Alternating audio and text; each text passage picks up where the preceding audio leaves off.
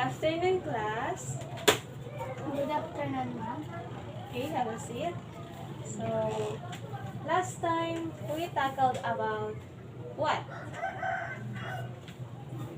Last time we tackled all about the Mission 1, the bakit or pagkilala at pagpapalalim ng sarili at pangalan.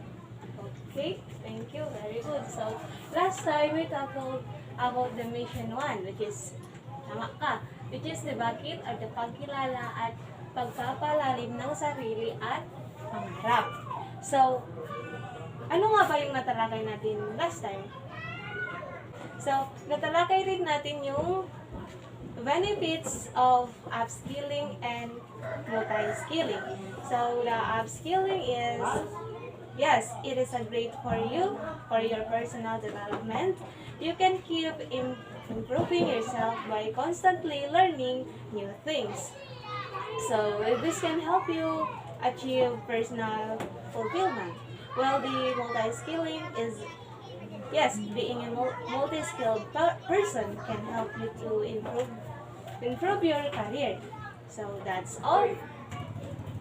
So, for today's lesson, we will going to discuss about the mission 2, which is the paano or the pagtukoy sa TESDA scholarships para sa libreng pag-aaral. So, the mission 2 has the 3 purposes, which is the 1 or the pagtukoy sa proseso ng pag-avail ng libreng pag-aaral sa TESDA sa pamamagitan ng iba't ibang kategorya.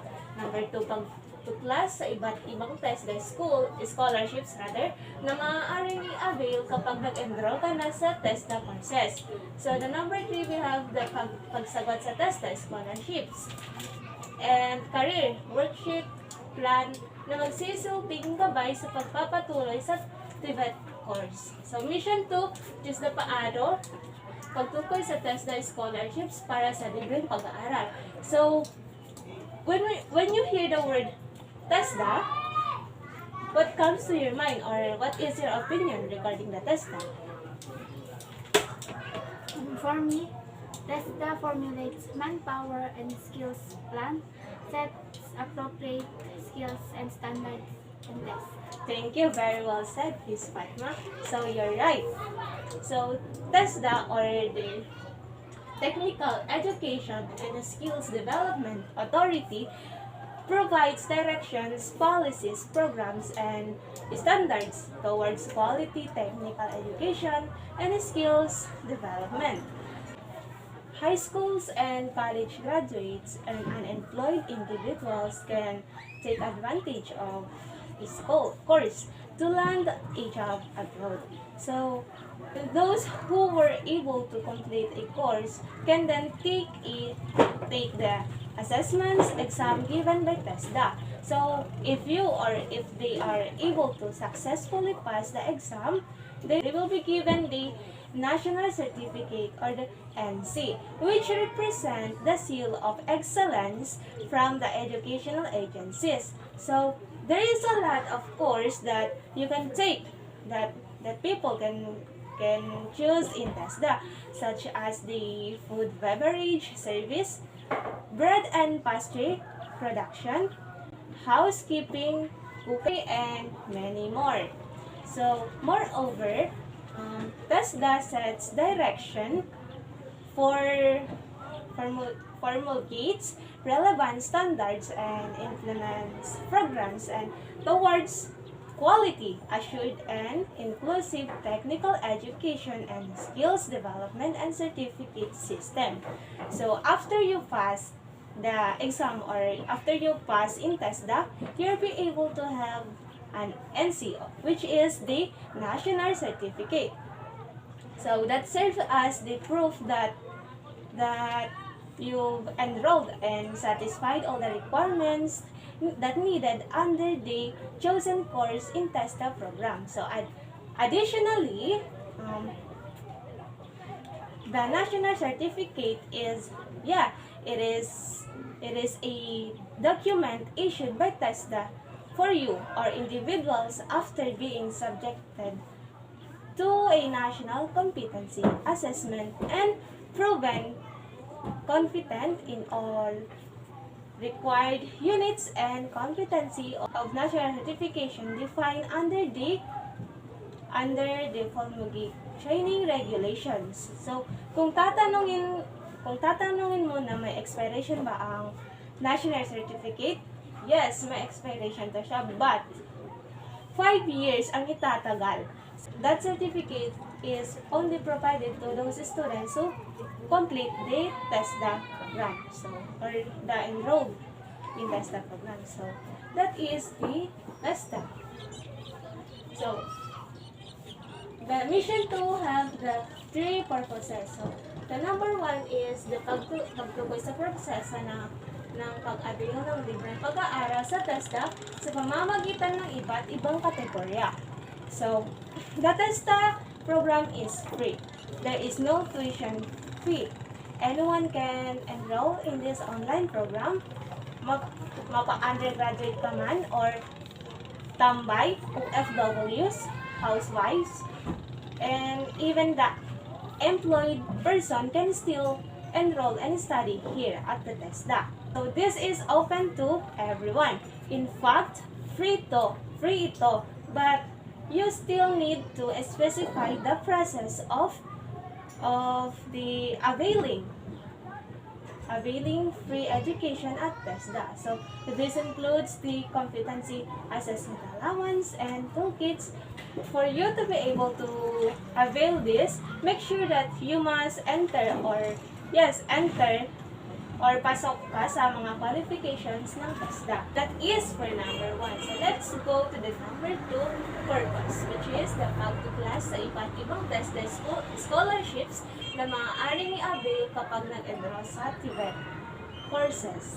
So, TESDA has been implementing scholarships programs such as the PWSP, STEP scholarships, PESPA scholarships, and the UAQDEA, which is the Universal Access to Quality Tertiary Education Act. So, the TVET access is encourage technical education and skills development for the needed workers or the employments generating, as well as encouraging industries. So, what is the TWS the TWSP scholarships? The TWSP scholarships stands for the Training for Work Scholarships Program.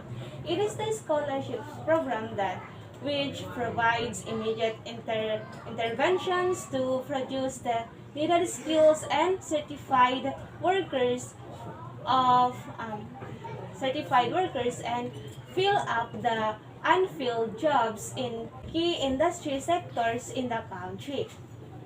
So, the STEP scholarships, stands for Scholarship Tertiary Education Program.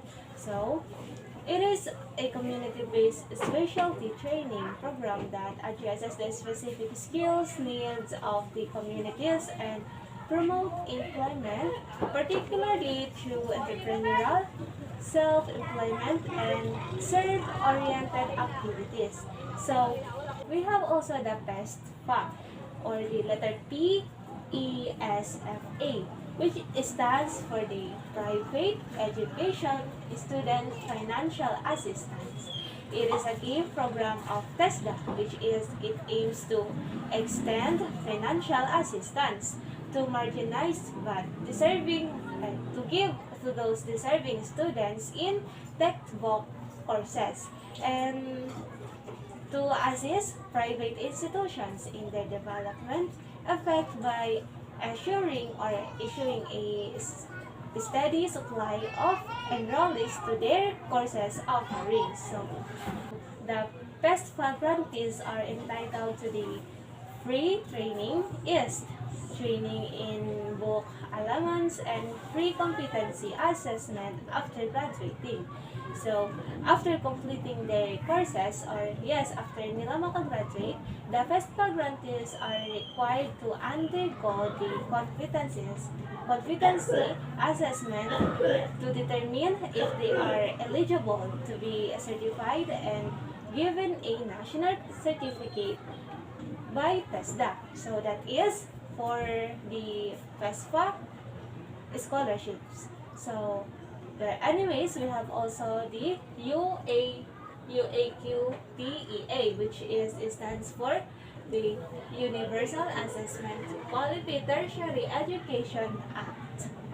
So, it aims to provide equal opportunities for Filipinos to access to quality tertiary education act. Education. So the UAQTEA, or the Universal Access to Quality Tertiary Education, they prioritize learners who are from the less fortunate families. So, okay? So, those are the guidelines on the implementation of free TVET under the Universal Access to Quality Tertiary Education Act in state on tertiary or the technical vocational institution, or the STVIS. So, that is for the number 2. Let's move to the number 3 purpose of Mission 2, which is the pagsagot sa TESDA scholarships at career worksheet plan na magsisilbing gabay sa pagpapatuloy sa TVET course. So, like what I said earlier, you need to accomplish the requirements in TESDA program for you to be able to avail or get the opportunity to apply or to enroll in TESDA scholarship. So that is for the purposes of the mission 2 rather. So again, the mission 2 have the 3 purposes. The number 1 is the pagtukoy sa proseso ng pag-avail ng libreng pag-aaral sa TESDA sa pamamagitan ng iba't ibang kategorya. The number 2, we have pagtuklas sa iba't ibang TESDA scholarships na maaaring i-avail kapag nag-enroll sa TESDA courses. So the last purpose is the pagsagot sa TESDA scholarships career worksheet or the plan na magsisilbing gabay sa pagpapatuloy sa TVET courses. So, ano-ano kaya ang kailangan nating pag-ipunan papuntang TVET? So, we have the direktong bayarin at hindi direktang bayarin.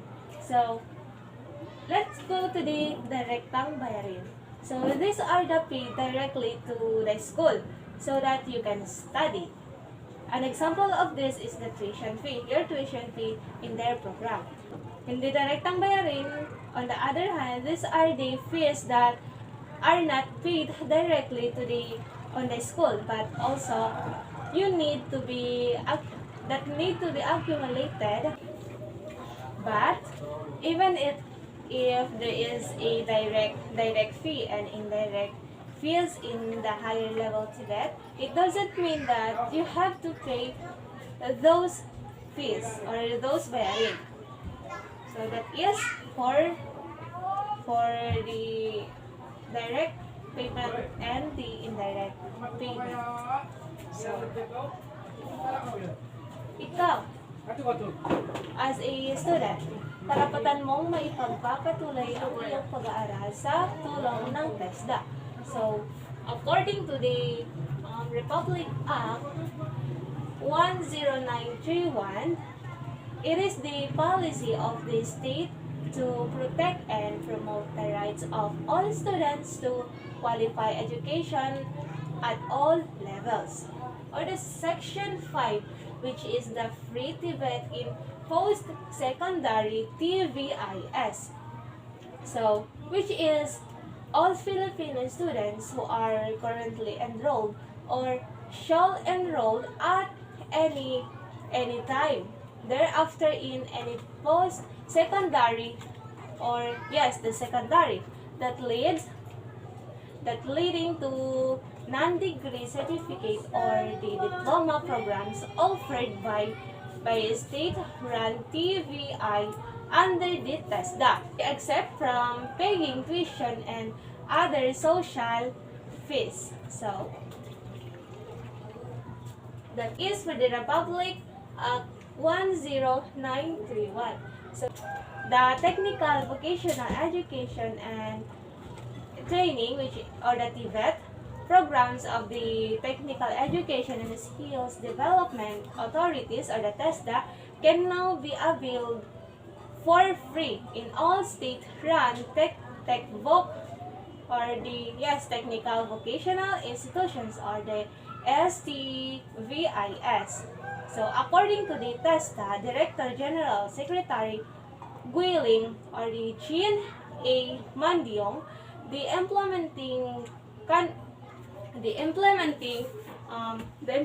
guidelines have been approved by and have been approved and signed for free TVET to offered at STVIS under the Republic Act number 10931 or the Section 5, which is the free TVET in post-secondary TVIS.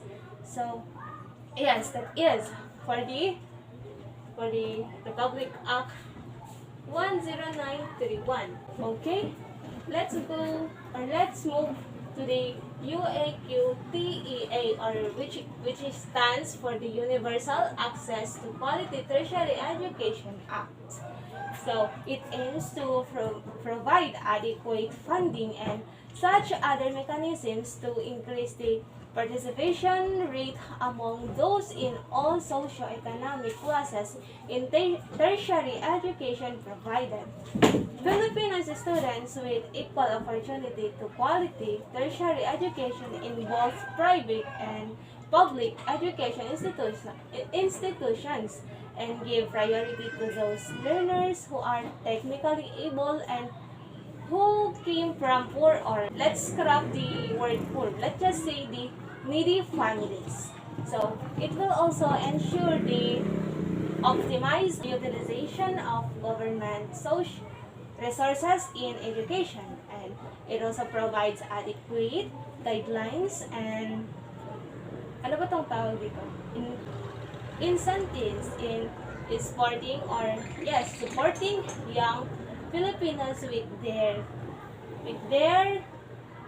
career choices towards the proper development and skills that utilization of human resources. Ina. So that is the benefits of UAQTEA or the Universal Access to Quality Tertiary Education Act. So, Tina? So, with those out of school youth or which is enrolled sila sa public TVET institution, automatic na libre sila sa TESDA scholarship or automatic na pasok sila doon sa scholarship. Which is makipag-ugnayan na lang sila sa admin sa mga requirements ng TVET institution. While the TVET students and the ALS completer which are enrolled in private TVET institutions, mag-a-apply sila sa scholarships base sa kanilang profile, which is makipag-ugnayan din sila sa school registrar para sa available scholarships at requirements ng TVET institution. So, yun. So, again, libreng education ang hatid ng Republic Act 10931 and the Section 5, which is the free TVET in post-secondary TVIS or the UAQTEA, which stands for the Universal Access to Quality Tertiary Education Act. So, this includes the free competencies, assessments, allowance, at toolkits. So, Their qualifications, their qualifications are dapat may 10 taon na basic education and yes, the basic education. And the other requirements na nagsasaad sa training, yes, sa training regulations of chosen courses. So this includes you must not a college graduate and you must not a degree holder ng National Certificate 3 o mas mataas pa unless you are enrolled in level 4. So, which is build programs or diploma courses. In addition, no scholarships from other government agency. So lastly, you must be a Filipino citizen. So that is for the qualifications of the TESDA programs. Para makapasok ka sa kanilang scholarships, dapat ma-comply mo lahat yung mga requirements na needed sa program nila. So, yes. So, just take note that the scholarship depend to the two factors, which is the availability and the local demand. So, punta tayo sa availability. The scholarships will be available depending on what it is located, or yes, what it is located at the Tibet institution that you wish to attend. You may want to consider the Tibet institution, specialization, and Tibet institution capacity. So, well, the local demand, each area, province, or city has different demands depending on the industry, the industry growing in the community. So, in fact, Tibet institution often prioritize what it is or what is the local demand in their area. So, tandaan din na iba-iba tayo ng ruta papuntang Tibet, wherein you can build your own business or work on your own, or you create your own business, which is the part-time job or the part-time to finance your indirect tuition fees. So, please approach the EDC for be your own boss, for you to be able to learn how to build your own business that can be used for your indirect Tibet bills. Also approach the EDC. Yes, approach the EDC for work-based learning. For you to be able to learn how to prepare for your work. So which is what you save with your work, you can accumulate as you prepare for Tibet.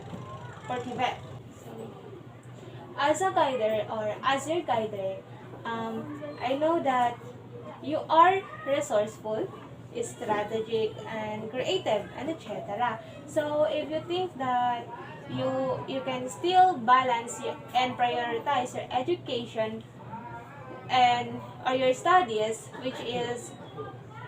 your studies while in part-time jobs or part-time business, it can help you to accommodate your indirect fees that you will need in this field.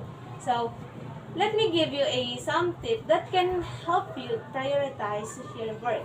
So, at the beginning of the day, at the beginning of each work day, you must write out tasks to complete and list them from the highest to lowest priority. So, I'm pretty sure this will help with your workflow and keeps you on track with what you need to get done for today. So, that's all. Do you have any questions, clarifications? So again, the TESDA provides directions, policies, programs, and standards towards quality technical education and skills development, which is the high school, the high school and college graduates and unemployed individuals can take advantage of the courses to land a job abroad. So the in the Republic Act 10931 is the policy of the state to protect and promote the right of all students to quality education at all levels.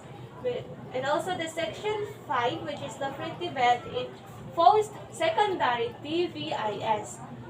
Libre din sila, nagpo-provide sila ng libreng pag-aaral. So, again, the TESDA stands for the Technical Education and Skills Development Authority. And the STVIS, it stands for the State-Run Technical Vocational Institution. So, the two factors are the availability, local demand, and the local demand. So, the last part of this lesson is we tackled also about the two things, which is the go to see the EDC, which is be your own boss, and also work-based learning for you to be able to know how to do it respectively. So, okay, that's all. So, I bet gets mo na lahat ng mga tatalakay natin today. So, I will give an exercise regarding the lessons that we discussed today or earlier. So, here are the questions. I will read the questions and the choices twice. Just listen carefully. The number 1, let's start now. Okay. The first question is, TESDA stands for what? A. Technical Education and Skills Development Authority. B. Technical Environment and Skill Development Authority. Letter C. Tertiary Education and Skills Development Authority. Or the letter D. None of the above. Okay, the first question is, the TESDA stands for what? A. Technical Education and Skills Development Authority. B. Technical Environment and Skill Development Authority. Letter C. Tertiary Education and Skills Development Authority. Or the letter D, rather, none of the above. Here, what is your answer? My answer for number 1 is letter A, Technical Education and Skills Development Authority. Very good. So, next question is, it aims to provide adequate funding and such other mechanism to increase the participation rate among those in all socioeconomic classes in tertiary education. What scholarship it is?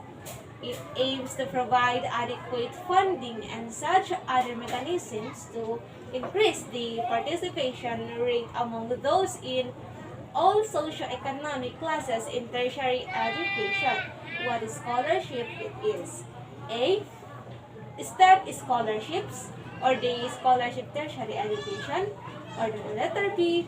PESFI scholarship, which stands for the private education student financial assistance, or the letter C. UAQTEA, which stands for the Universal Access to Quality Tertiary Education Act, or the letter D, none of the above. Or I will read again the choices. Letter A is the STEP scholarships, which stands for the Scholarship Tertiary Education. Letter B, PESFI scholarship, which stands for the Private Education Student Financial Assistance. Or the letter C, UAQTEA, or the Universal Access to Quality Tertiary Education Act. Or the letter D, none of the above. What is your answer for the number 2? My answer for number 2 question is letter C. The UAQTEA, or stands for Universal Access to Quality tertiary education. Very good. So, that's it. Let's move on to the number 3 question.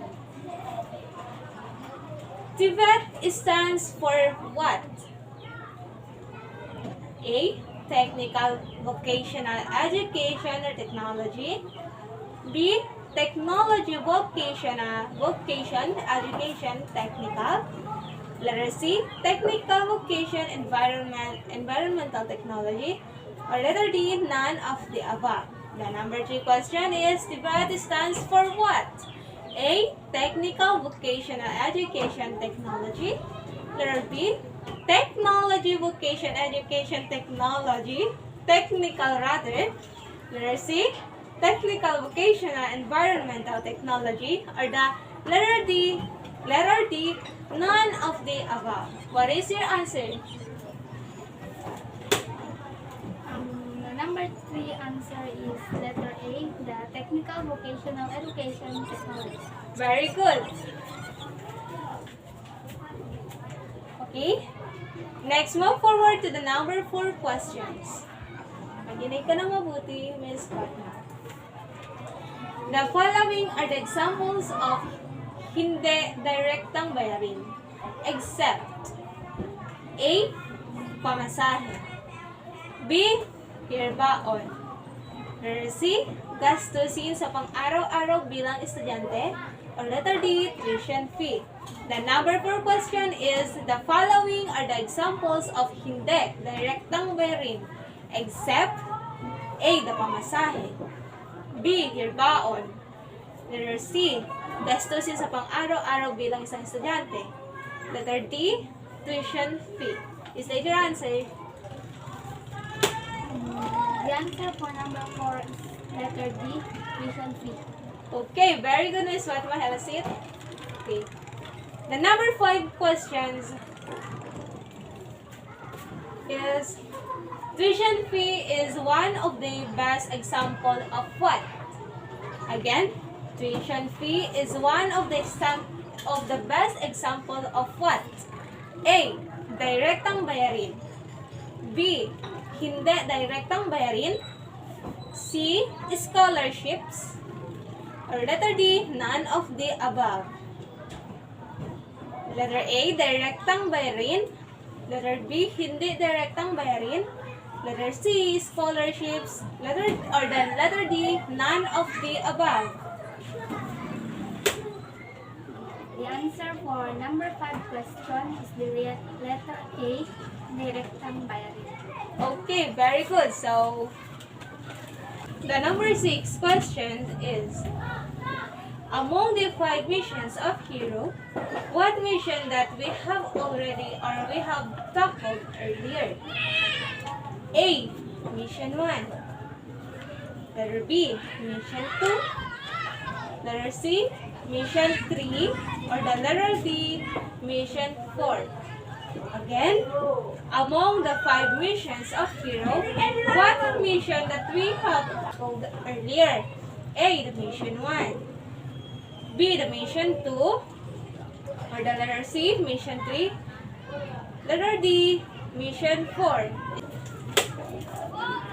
The answer for number 6 is letter B, mission 2. Okay, very good. In the number 7 to 10, we have only 2 choices, which is state your answer whether it is a tama or mali. So, number 7, according to the Republic Act 10931, it is the policy of the state to protect and promote the rights of all students to quality education at all levels. Again, according to the Republic Act 10931, it is the policy of state to protect and promote the rights of all students to quality education at all levels. The answer for number 7 is tama. Okay, very good. Okay, the number 8. Test that does not provide directions and standards towards quality technical education and skills development. Again, TESDA does not provides directions and standards, quality, technical education, and skills development. The answer for number 8 is mali. Okay, very good. Okay, the number 9 question is, ang pagtukoy sa proseso ng pag-aaral ng libreng pag-aaral sa TESDA sa pamamagitan ng kategorya is considered as one of those three purposes of Mission 2. The number 9 questions is, ang pagtutukoy sa proseso ng pag-aaral ng libreng pag-aaral sa TESDA sa pamamagitan ng kategorya is ay considered as one of the three purposes of Mission 2. Tama. Okay, very good. So, let's move forward to the question number 10, which is the last but not the least. So, the STVIS stands for State-Run Technology, or Technical Vocational Institution. Again, the STVIS stands for State-Run Technical Vocational Institution. Tama or mali? Tama. Okay, very good. You've got the correct answers and you perfect the exercise for today's lesson. Okay, that's all. I hope I made myself clear. Gets mo na ba? Yes, Do you ma'am. have any questions, clarifications? Okay, so thank you for listening for today's lesson. That's all. Goodbye and keep safe.